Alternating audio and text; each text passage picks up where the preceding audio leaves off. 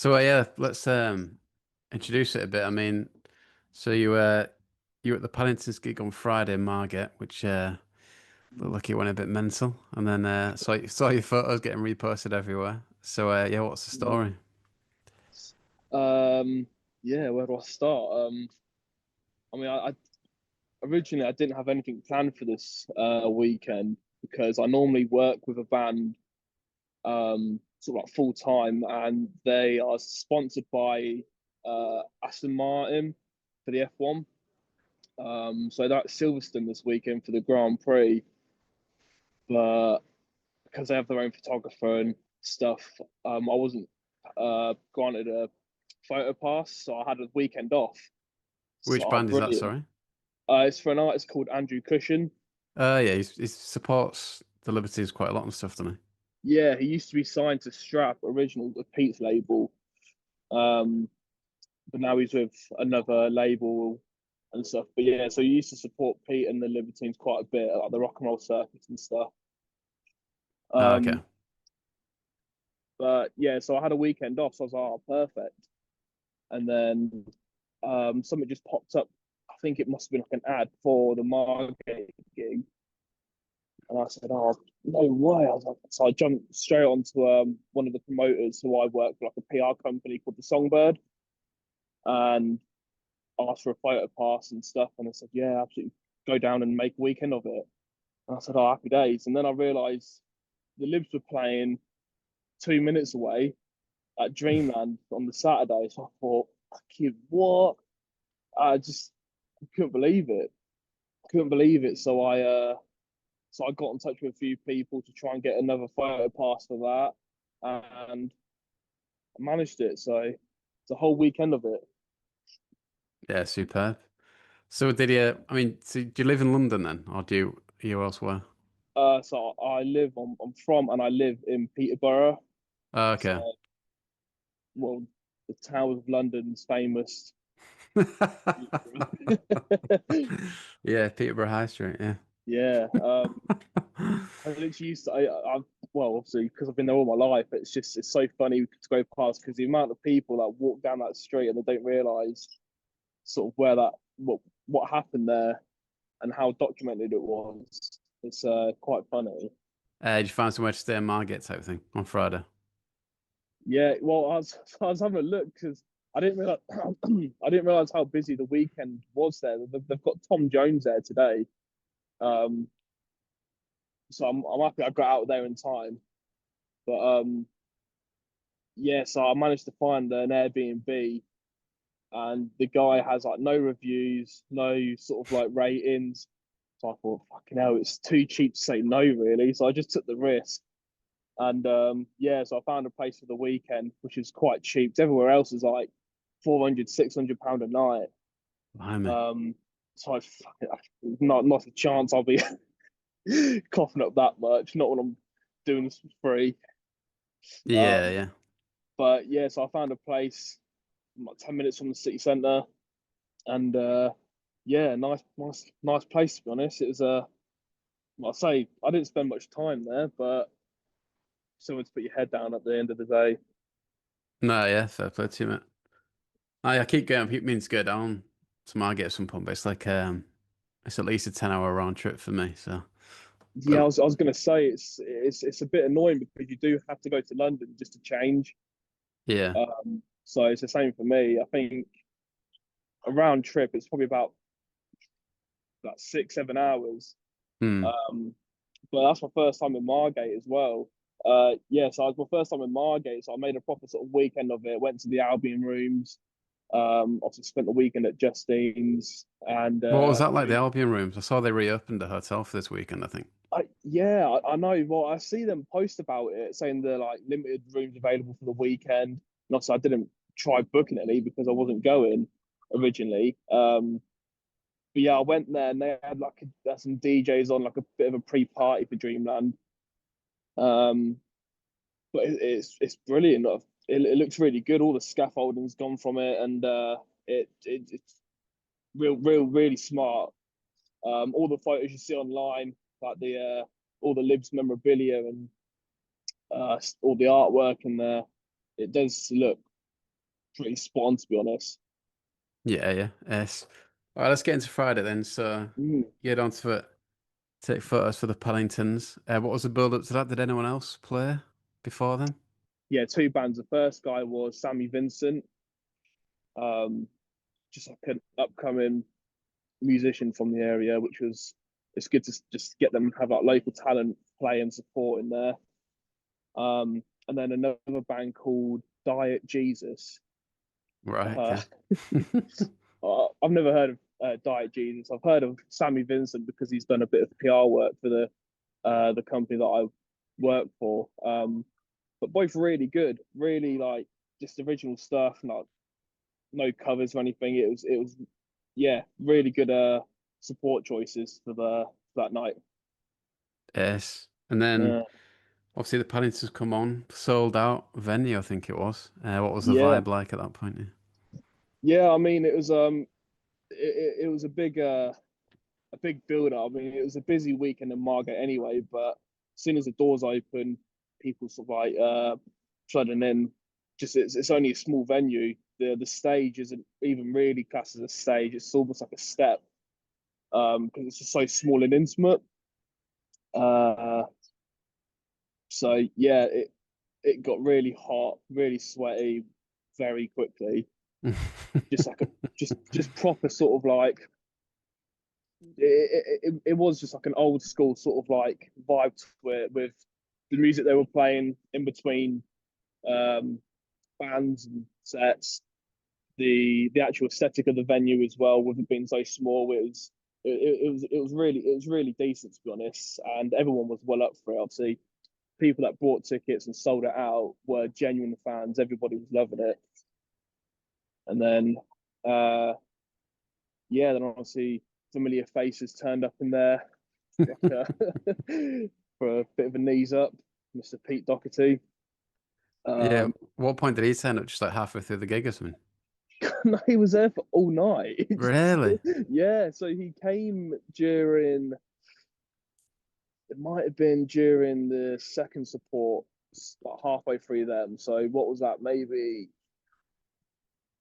8 o'clock, half eight. He turned up, and he was just stood to his side, having a little drink, watching it, and it was getting into it. As soon as the band come off, that was support band, he was stood there, just making himself known, just absolutely screaming for Paddingtons to come on.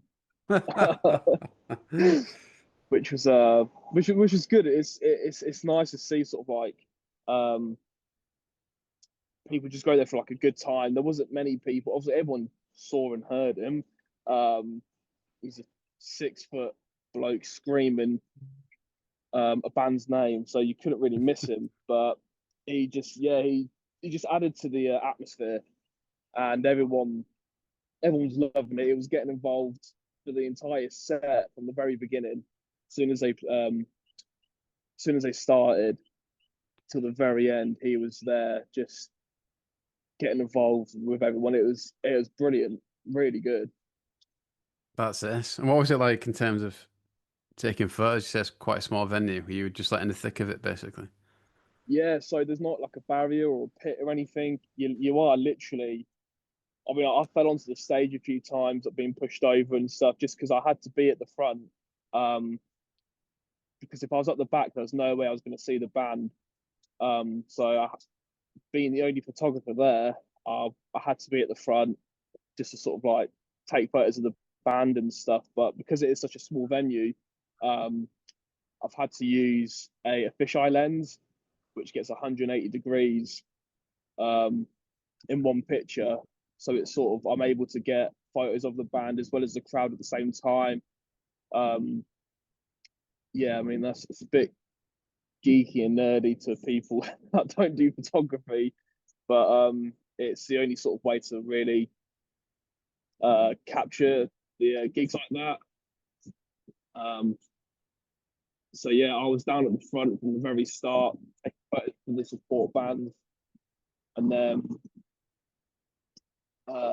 yeah, Paddington come on, and then it was just carnage from the very start. It was yeah, it just uh, yeah. Bearing in mind, it's all really about 30 odd degrees outside anyway.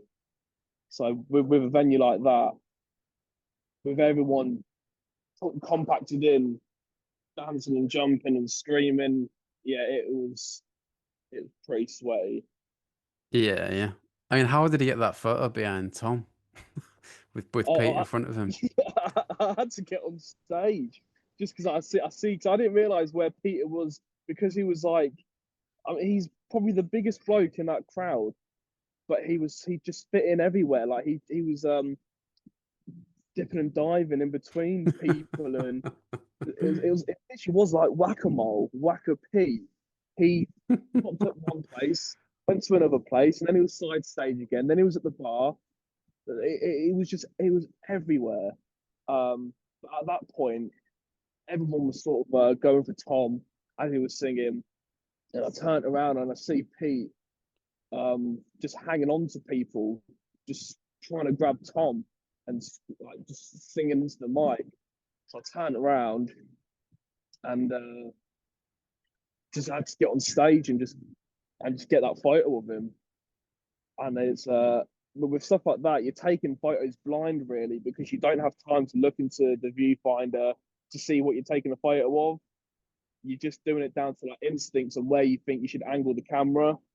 With it being a fisheye lens, like I said, it captures 180 degrees of the room instead of just one focal point.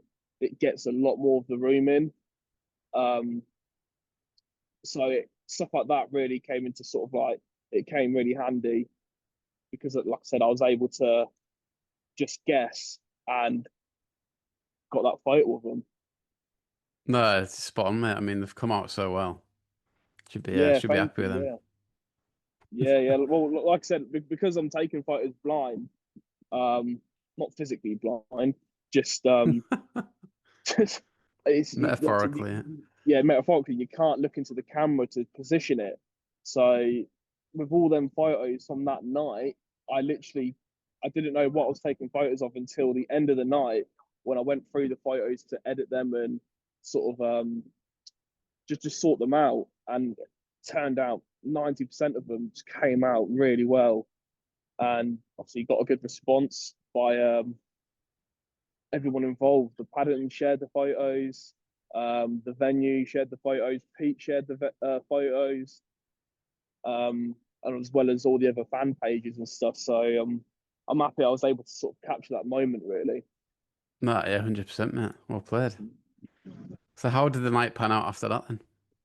Um, it just it, it just it was such a blur some moments because I think everyone sort of like mixed in with each other. So because there was so much movement, you just ended up in different parts of the venue. And then Tom jumped onto the crowd, and there's because it's such small ceiling in there. He was sandwiched between the ceiling and the crowd holding him up. So it was just rubbing against the roof of the venue. So everyone's falling over and getting pushed around. So you'd always end up in different parts of it. So you kind of lose track of where you are and who you're with. Um, but from there on out, there was just sort of like a resident DJ playing just sort of like the old indie classics and stuff, just keeping the atmosphere good. And then it just consisted of a hell of a lot of drinking.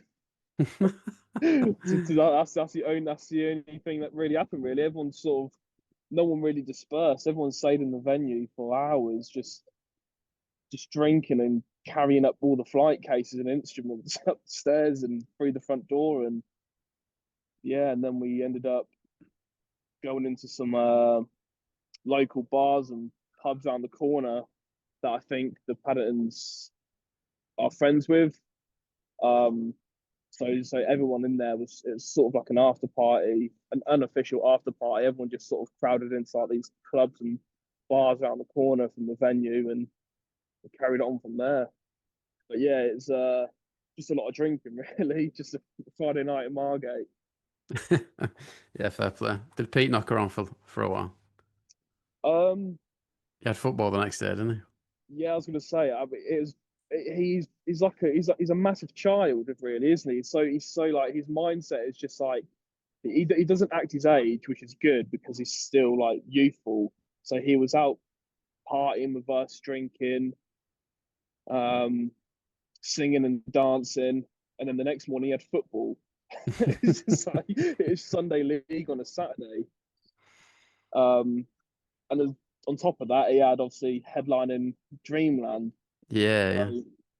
So I think obviously he can hold his drink, he can handle it, and he just I don't know where he was after the Paddingtons finish. I think he stuck around for a bit, and then him and his wife Kat got out of there and went God knows where. But I think they left about half hour after they finished. So we stuck around, said hello to people, and then yeah, got out of there. Yeah, yeah. Okay, then Saturday, obviously you have to go Mm. again. Like Yeah, how are you feeling at that point? uh, I, I mean, I've just so the Friday I was at work. Obviously, I work Monday to Friday.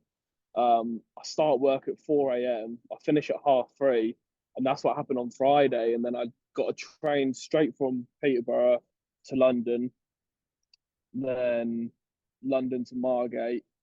So it was a whole day of it. So when I went to bed that night, I thought, all right, I don't have to set an alarm. It was sound. So I just fell asleep I got to bed about sort of 4:30, 5 in the morning. Woke up about 2 hours later, and that was just me. I was like, right, I can't get any more sleep. I just got in a cab. I went straight down to the Albion rooms, um, had a beer, and I was like, right, happy days. I'm just ready to go again. I think it's the sea air that does it to you. It freshens you up a little bit. But Yeah, fair Saturday, play, innit? yeah, I think just because everyone's having such a good time and the atmosphere was really lively, there wasn't any time to sort of think about being tired, if that makes sense. You're so focused on getting from one place to another to take photos for these bands before the Libertines. You sort of like, I think the excitement just gets to you and you just keep that adrenaline up, really. So I started off in the Albion rooms, had a look in there, and then went to Justine's for the pre-party for Dreamland. And they had about about 6, 7 bands on, as well as like some DJs in between. Um,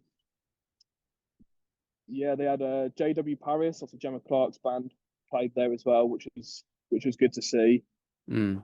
They sounded brilliant. Everyone sounded really good. Everyone's well up for it. It was a decent pre-party just to get everyone warmed up for the Libertines. And then yeah, again from start to finish at Dreamland, it was just non-stop. The bands they had on just kept the crowd going. And yeah, I think at times like that you do forget to feel tired because the adrenaline's going non-stop.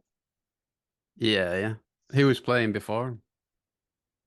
Oh, what, the supports for Libertines. Yeah. So they had the band. I think they had. I'm not too sure. Somebody's going to know out there, but there was a woman just on her own playing guitar and singing some songs. I'm not too sure if she's from around there and everyone sort of knows her. But I think it was just sort of like a friend of someone's who played. So I don't want to be disrespectful to anyone. Obviously, I didn't know her. It's just an elderly woman playing songs on an acoustic guitar. But Okay. I walked in as she was just finishing.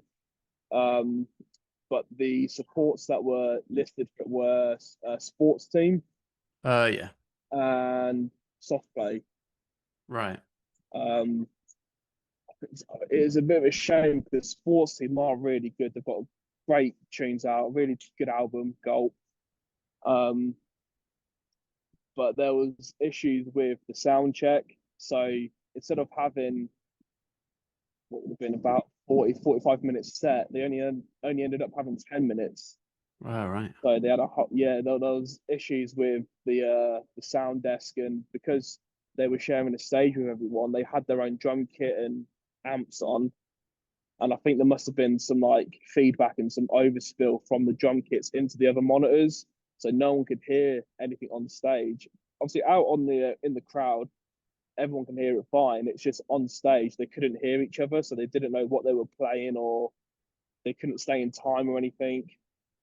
All So right. they ended up just sort of saying to each other, "Fuck it, we'll take requests," and they just shouted into the crowd, "What do you want to hear next?" And then they just sort of played requests really. So it's a bit of a shame really, because they are brilliant. They did sound really good.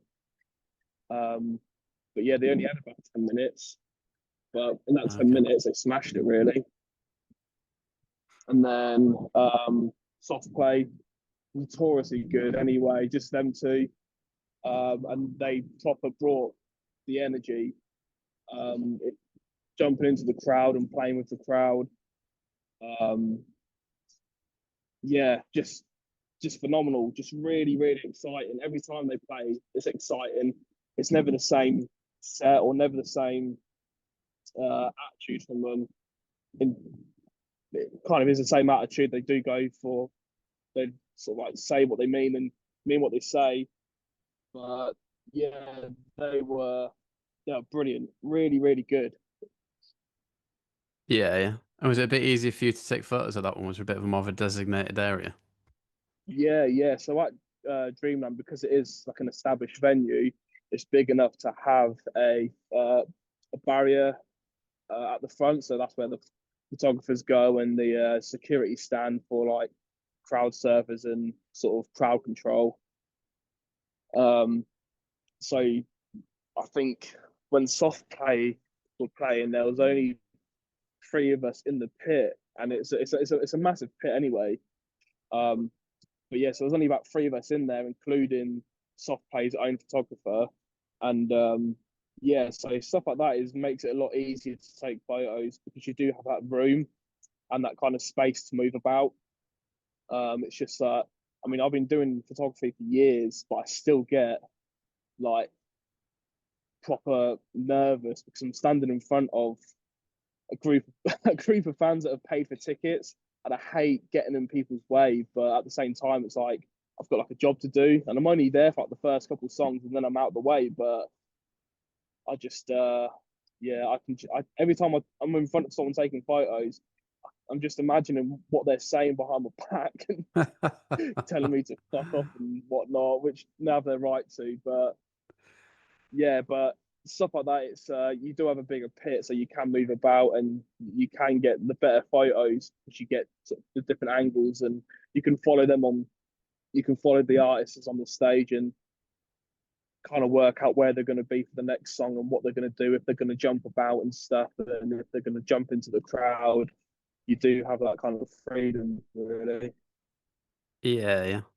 And looks like quite a good venue to be fair. Looked like a really good setup, especially with the weather. Yeah, I mean, the weather was it was on and off really. It was hot all day from the start to end, but there was like it did start spitting a little bit, and everyone sort of said, "Fuck, you know, no one's come dressed prepared for rainy weather." It's just like everyone's in shorts and t-shirts or no t-shirts, and it was. But other than that, yeah, brilliant day. Really, like I said, a real good setup for the venue. I've never been there before, but I've seen loads of people perform there. Um, so I was excited to get there, but it literally is a like amusement park. It's they had rides on and um, yeah, roller coasters and like huck a duck, and it was just like an actual public amusement park. It was really good. It was the staff there were great as well. Kept everyone in their place and let people know where they had to go, and just really just a decent team behind it really. Yeah, yeah. And then you managed to make it to the after party as well. Yeah, yeah. So because I was taking photos for one of the promoters at Justine's, um, I was able to go back there after the gig and sort of get in before the crowds did to like get a space to take the photos. Obviously, with it being so small, um, and yeah, they had like two resident DJs on, and then Carl came in, and again it was just carnage. Again, it was absolutely heaving. Everyone's all knackered and hot and sweaty from Libertines an hour ago, and now they're back in the smaller venue doing the exact same thing. And the first song Carl plays was Deadwood. Yeah. So everyone from there on out, everyone's just fucking screaming and going mad and just yeah, it was brilliant. Yeah, yeah. And I mean, you're on good form for it, mate. I'm not sure I'd be as chipper as you are, but it must be still buzzing off it a bit, I guess. Yeah, I mean, it's just been obviously I've just been a lifetime fan of the Libertines anyway. So being in that kind of capacity with them and sort of speaking to them and just being around them, I just get this buzz from them. Obviously, I'm going to sound like a real fanboy, but that's just how it is. I think I can speak for a lot of people. No one really gets them opportunities. So when you do get the opportunity to be that close and be around them for that long, and it is exciting, and you do just get this adrenaline. Like, so I'm halfway home. I'm halfway home now. I've still got to get an hour and a half train back to Peterborough, but I'm just so lively from it still. It's uh, it's been great. It's been really good. It's just been a real pleasure, really. Yeah, yeah. Yes, mate. Well, let's plug your pages then. You've got your is it a personal Instagram, then you got your photography Instagram as well. Yeah, yeah. So my personal stuff on my personal Instagram just shows all like the gigs and that I go to and all the vinyls that I buy. Just yeah, if that's what you're into, then crack on. But it's okay, cool. Yeah, so my personal one, just for my personal life, is Denno 101144, and my photography page, which is obviously strictly photography, is Denno underscore photography underscore.